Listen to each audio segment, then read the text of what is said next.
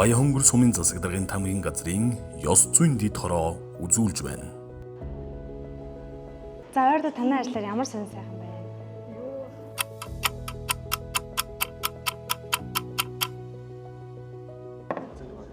Унтны цаг дуусчих. Хоёул явах уу?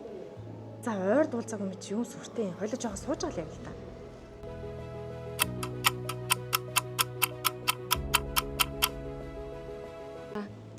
Бүр 3 төгчөж хоёул явах уу? Би очиод нэг хэдэн бичиг явуулах хэрэгтэй юу? Билээ гэлс явах уу? Яралтай.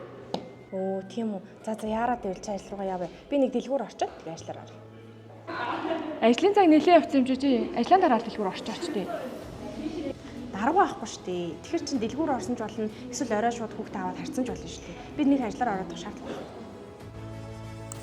Төрийн албаагчийн эрхэмлэх 9 зүйлийн 7 заасны дагуу төрийн албаагч ажлын цагаа баримталж, үр бүтээлтэй идэвх санаачлалтайгаар төрийн үйлчилгээг бүрэн дүүрэн үзүүлэх талаар бүх нөөц бололцоог бүрэн дүүрэн ашиглаж ажиллана.